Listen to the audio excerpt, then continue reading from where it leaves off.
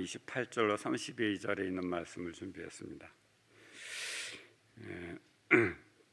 제가 이 말씀을 준비할 때 늘 부담을 갖는 게 뭐냐면, 이 말씀을 듣는 이 대상이 우리 환우분들이신데 병 고침을 받는 좀 그런 용기를 드리는 말씀을 드려야 되는데, 내가 꼭 이런 말씀을 준비해서 있고 이런 말씀을 드려야 되나?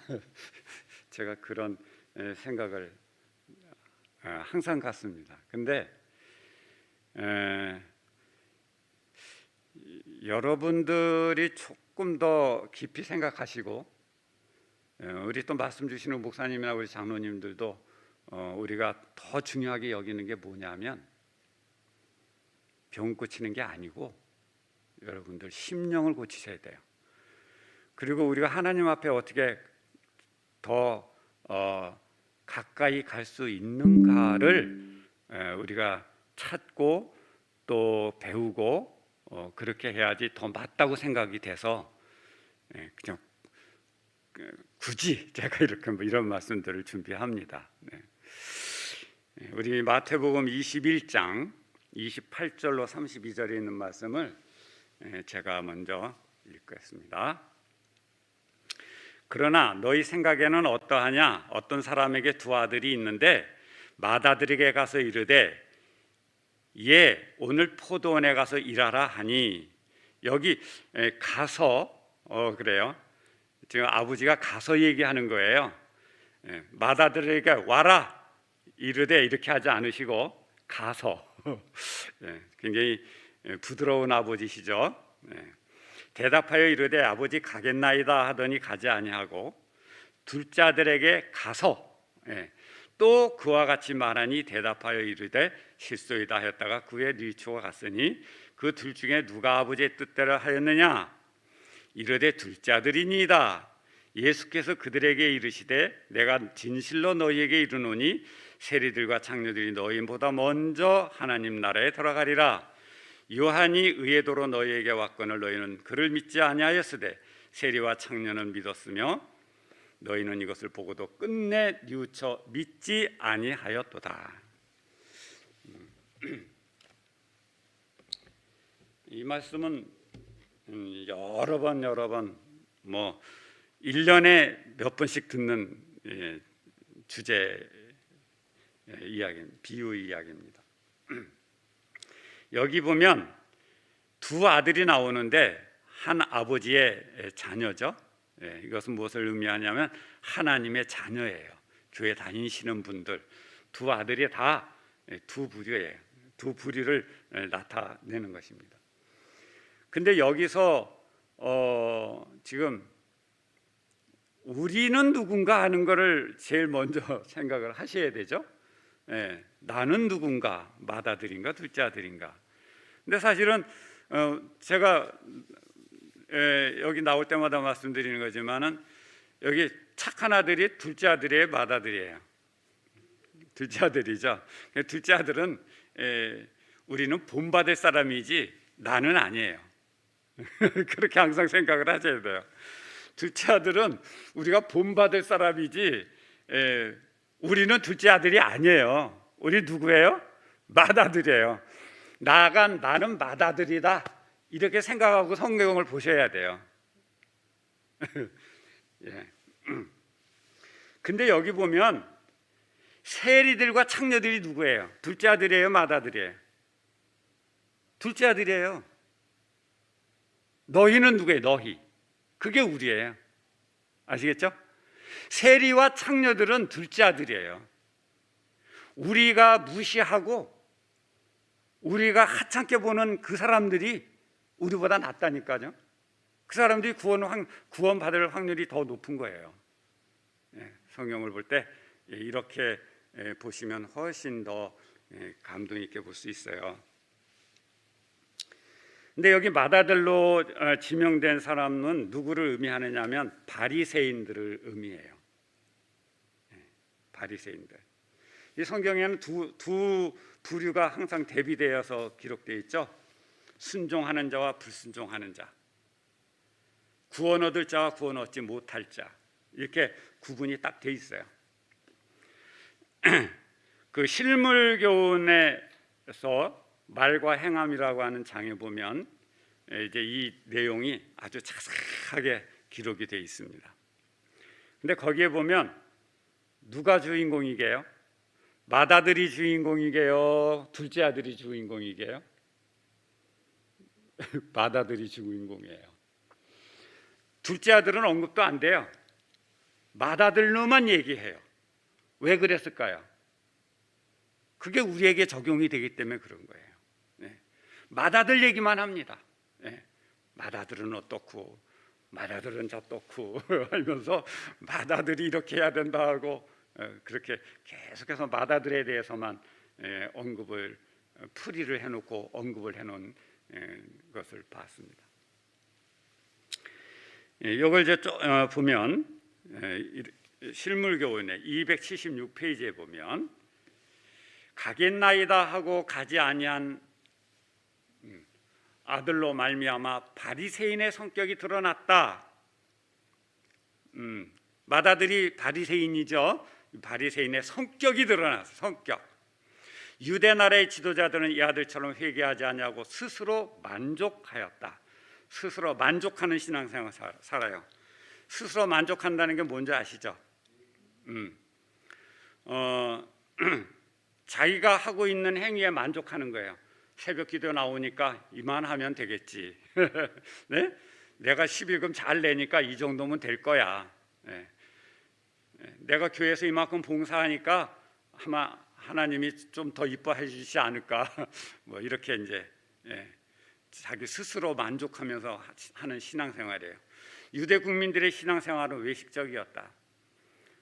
외식적은 뭐냐면 남 보는 데서만 잘하는 거예요. 자기 혼자 있으면 엉망진창이에요.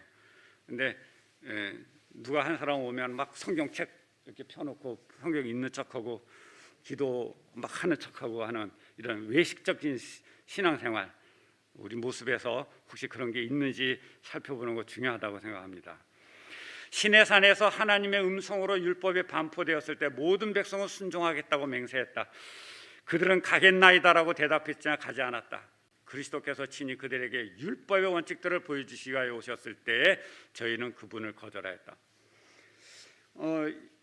지금 이 맏아들에 대해서 얘기하다가 지금 누구를 소환해요? 이스라엘 백성이 시내산에서 율법 받았을 때 너희가 순종하라 했을 때 뭐라 그랬어요? 다 순종하겠다 그랬거든요. 순종하겠습니다. 그래도 어떻게 됐어요? 순종 잘 했나요? 순종 못했잖아요. 그러니까 그들이 대답이 잘못된 거죠. 그러니까 이 이스라엘 백성이 하나님이 어떤 분인지를 아직 몰라. 그래서 율법을 지키라고 했을 때 그들의 반응이 그렇게 나오면 안 되는 거였어요. 네. 하나님, 내 율법 지킬 수 있도록 도와주세요. 응? 그죠? 그렇게 했어야 돼요. 그럼 이 맏아들도 뭐라고 대답을 했어야 맞을까요? 아버지, 저 갈 수 있게 도와주세요. 이래야 되잖아요. 이랬어야 되는 거예요. 자기를 몰라. 자기가 나를 몰라. 내가 어떤 사람인지를 몰라. 이거 굉장히 중요한 거예요. 영적 이스라엘인 우리들은 하나님 말씀에 순종하겠나이다 이렇게 하면 안 돼요. 순종할 수가 없어요. 우리는. 그럼 뭐라 그래야 돼요? 순종할 수 있도록 도와주세요. 이게 정답이에요. 네. 우리가 알아야 돼요. 나 자신을 알아야 돼요. 나 자신 모르면 아무것도 안 돼요. 실망해요. 해봐도 안 되잖아요. 사랑하라고 그랬는데 사랑이 돼요? 사랑 안 되잖아요. 계명 지키라고 그러는데 계명 지켜져요? 10계명 중에 하나라도 제대로 지켜봅니까? 안 지켜져요. 그럼 우리 어떻게 해야 돼? 뭐라고 대답을 해야 돼요? 사랑하라, 율법을 지켜라, 계명을 지켜라 하는 것은 이 계명이나 사랑은 하나님의 속성이기 때문에 죄인인 신분인 우리의 이런 이 속성으로는 절대로 하나님의 지킬 수가 없는 거예요. 할 수가 없어요. 인간의 속성을 가지고는. 그렇기 때문에 우리는 하나님께서 무엇을 하라고 할 때는 도와주세요. 정말 하기를 원합니다. 제가 정말 사랑하기 원합니다. 계명을 지키기를 원합니다. 이렇게 도와주세요. 이게 정답이에요.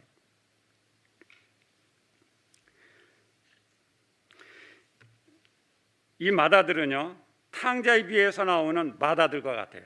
아버지 재산만 노리는 순종하는 척하는 사람. 열처녀 비유에서 나오는 기름에 관심이 없어요. 그저 초청받은 거에만 만족하는 사람이에요. 양과 염소의 비유에서 염소처럼 자기 행위에 대하여 이만하면 구원받을 만한 인생이라고 착각하고 사는 사람들이에요. 광풍 사건에서처럼 믿음 없는 제자들의 모습이에요. 요셉의 형들이 요셉을 죽이려고 했던 그 요셉 형, 다니엘을 대적하는 그 신하들, 그들의 모습이 바로 이 마다들의 모습인 것입니다. 그게 바로 우리의 모습이기도 하고요.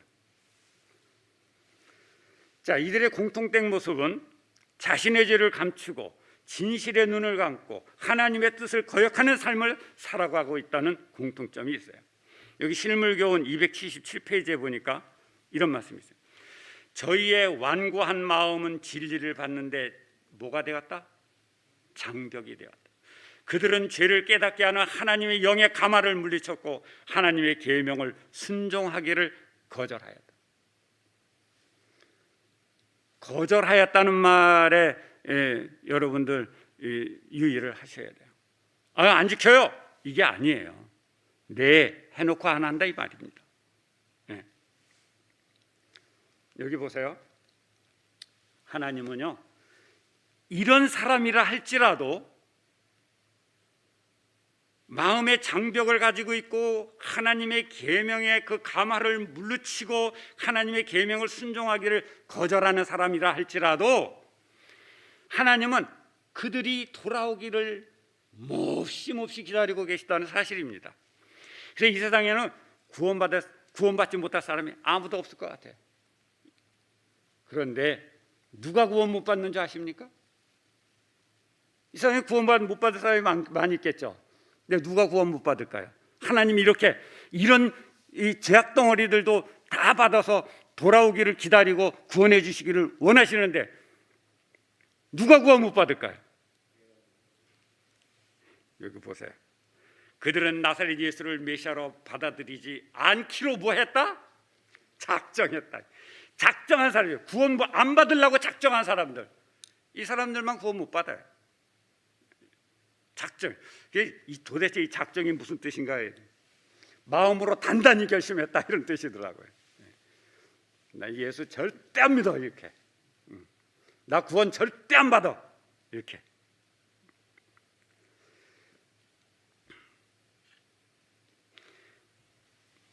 비유 가운데 가겠나이다라고 대답한 아들은 신실하고 순종하는 아들처럼 보였으나 시간이 경과함에 따라 그의 고백이 결국에는 진실하지 못했다는 것이 드러났다. 여기 있는 말씀. 그는 자기 부친에 대한 참된 사랑이 없었다. 이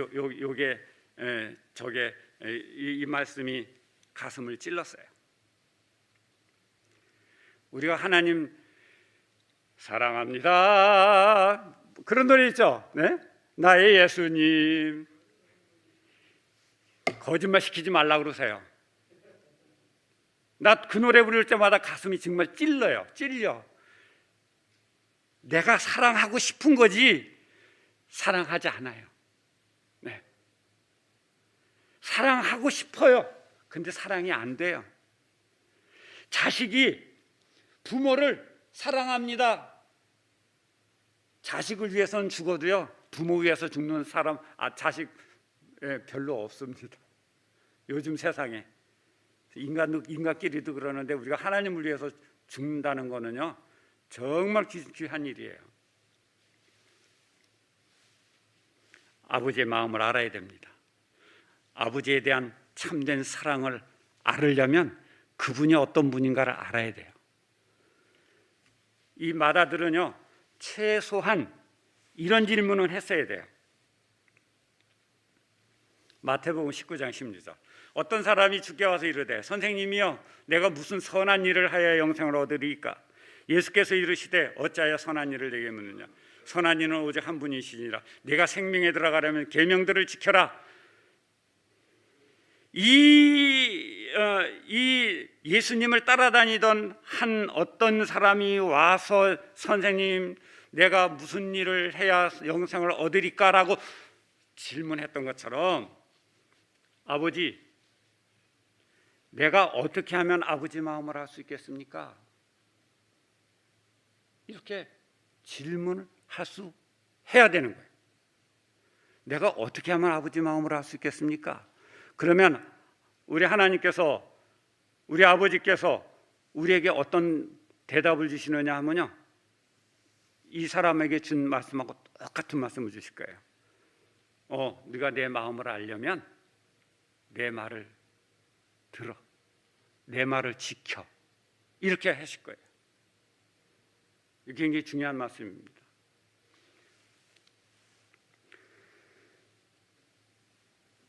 이 사람은 내가 계명을 잘 지켰다고 그렇게 대답을 해요.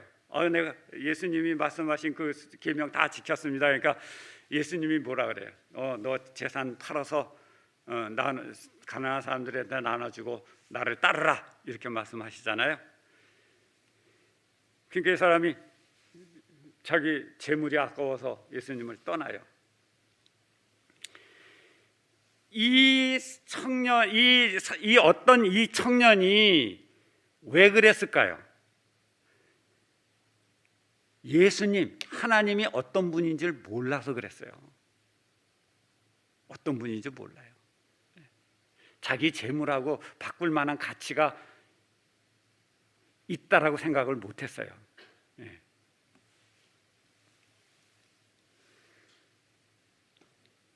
하나님의 품성, 이기심을 버리고 나를 따르라 하는 이 하나님의 품성을 알라는 것이었습니다. 계명을 지킨다는 것은요, 아버지의 품성을 나타내는 거예요. 우리가 하나님의 품성을 알면 우리가 결코 그분 앞에 그분에게 범접할 수 없는 분이라는 것을 인정할 수밖에 없어요.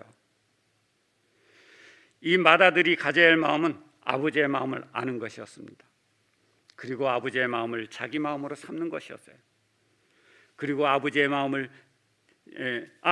제가 어떤 영상을 보게 됐습니다. 어떤 목사님이 설교하시는 영상이었는데요, 거기 이런 이야기가 나옵니다. 내가 이거 뭘 하나 가져온다 그러고 깜빡 잊어버렸는데 여기 컵이 있습니다. 근데 이 물은 마실 수 있는 물이에요. 근데 누가 거기다가 독약을 탔어요. 먹으면 죽겠죠? 네, 먹으면 죽어요. 이게 뭐냐면 이 독약을 넣은 게 누구냐면 사단이에요. 사단. 이 물에, 이 컵에 차여 있는 게 내 자아예요. 나. 근데 거기다가 사단이 독을 탔어요. 하나님께서 받으실 수 있을까요, 없을까요? 받을 수가 없어요. 마실 수가 없어요. 자, 깨끗하게 하는 방법 3가지가 있습니다. 보세요. 첫 번째, 이 오염된 물에 계속해서 깨끗한 물을 부어서 깨끗하게 해서 마신다. 성령을 부으면 깨끗해진다는 거예요. 두 번째, 오염된 물을 깨끗하게 하는 어떤 화학 물질을 희석해서 마신다. 이건 어떤 행위를 얘기하는 겁니다. 구원 얻는데 내가 뭔가를 자꾸 더해서 율법주의자들 말하는 겁니다. 세 번째, 그 물을 쏟아버리고 다른 새로운 물을 부어 마신다. 세 번째 같으죠? 이 세 번째가 정답이에요. 세 번째가 정답인데 보세요. 실물교일에 이런 말씀이 있어요. 외적인 개선만으로는 우리를 하나님과 화목하게 하기에는 충분하지 못하다. 이런 학습 저런 학습을 교정함으로 품성을 개선하려고 노력하는 사람들이 많이 있다. 그러나 이러한 방법으로 그리스도인이 되기를 바라는 사람들은 뭐가 잘못됐다? 출발이 잘못됐다. 네. 출발이 잘못됐어요. 고치는 게 아니에요. 사람은 고쳐서 못 쓴다 그런 말이 있죠. 네. 제가 전에 차를 하나 샀는데 쏘가서 샀어요. 그래서 차가 막 맨날 고장 나는 거예요. 네. 고치면 또 다른 데 고장 나고 고치고 또 다른 데 고장 나고 계속 고쳐야 돼. 돈이 막 펑펑 들어가요. 어떻게 하면 좋겠어요? 네? 바꿔야 돼요. 차를 바꿔야 돼요. 그래서 차를 바꿨어요. 물론 그것도 중고차지만 그랬더니 너무 좋아요. 고장 안 나요. 바꿔야 돼요. 예? 뭐를 바꿔야 돼요? 나를 바꿔야 돼. 내 심령을 바꿔야 돼요. 내가 뭐 잘못하는 거 있으면 내가 도둑질하는 거 하지 말아야지. 내가 술 먹는 거 술 먹지 말아야지. 이게 아니고 내가 바뀌어지면 그건 그냥 자연이 열매예요. 열매. 그냥 자연이 돼요. 술 못 끊고 담배 못 끊고 도둑질 그걸 뭐라 그러죠? 도둑질하는 마음 갖는 거. 네. 그런 마음 갖는 거, 남을 막 괴롭히고 싶은 마음 갖는 거, 이거 안 하려고 노력해봐야도 소용없어요. 네. 그거 안 되는 거예요. 그럼 어떻게 해야 돼요? 네, 내가 바뀌어져야 돼. 내가 어떻게 바뀌느냐? 여기 한번 보세요. 이게 이 말씀은 조금 다른 것 같은데 제가 한번 그래도 넣어봤어요. 실물교훈 283페이지. 하나님께서 당신의 계획을 이루어 나가시는 주요 목적은 사람들을 시험하셔서 그들에게 저희 품성을 개발시킬 기회를 주시기 위함이다. 그분은 그와 같이 저희가 당신의 명령을 순종하는 여부를 시험하신다. 하나님께서 우리에게 계명을 지켜라, 사랑을 하라, 이 말은요 다 무슨 요청을 하시는 거예요? 우리에게 지금 품성을 개발시키는 기회를 주시는 거예요. 네. 그래서 우리가 순종할 수 있는지 없는지 그거를 시험하신다 하잖아요. 그 여부를 시험하신다. 하나님께서 우리에게 무언가를 요청하실 때 포도원에서 일을 해라, 계명을 지켜라, 서로 사랑하라 하는 이런 말씀은 우리의 품성을 개발하기 위해 하신 기회를 주는 것이라 이렇게 생각하시라 말씀입니다. 순종이 뭔지 아십니까? 순종? 믿음입니까? 행위입니까? 순종이 믿음인 것 같아요. 그럼 야고보서에서 말하는 믿음은 무슨 믿음이에요? 행위가 빠지면 안 되잖아요. 그죠? 믿음도 아니고 행위도 아니에요. 믿음의 행위예요. 믿음의 행위가 순종이에요. 야고보서에서 말하는 그 믿음, 그 행위, 그게 순종이라고요. 여기 실물교훈 283페이지에 보면 이런 말씀이 있어요. 선행으로 하나님의 사랑을 살 수는 없으나 그것은 우리가 그 사랑을 가지고 있다는 것을 드러내준다. 우리가 우리의 의지를 하나님께 바친다면 하나님의 사랑을 얻으려고 굳이 애쓰지 않아도 될 것이다. 우리는 그분의 사랑을 값없는 선물로서 우리의 심령에 받아들이게 될 것이며 그분을 사랑하는 마음으로 기꺼이 그분의 명령을 순종하게 될 것이다. 이거 이제 다시 제가 이거 쉽게 풀이해서 다시 말하자면 이런 의미예요. 하나님의 사랑을 얻으려고 굳이 애쓰지 말아야 된다 하는 말은 무슨 얘기냐면 하나님은 우리를 이미 뭐하고 계셔요? 사랑하고 계셔요. 사랑하고 있기 때문에 여러분 기도할 때 우리를 사랑해 주십시오 이런 기도하지 마세요. 하나님 사랑하고 계시다니까요. 네? 얻으려고 굳이 애쓰지 않아도 된다잖아요. 애쓰지 않아도 된다. 네.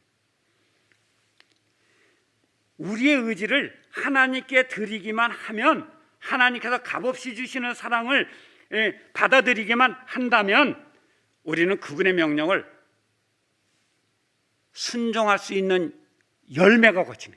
열매가. 여기 보세요. 너희가 나를 사랑하면 나의 계명을 지키리라. 나의 계명을 가지고 지키는 자를 나를 사랑한다.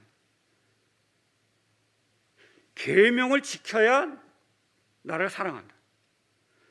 나를 사랑하지 않는 자는 계명을 못 지킨다. 근데 우리 자신을 한번 가만히 생각을 해보면 이게 어려운 일, 어려워 보이잖아요. 우리가 어떻게 하나님을 사랑을 해요? 네.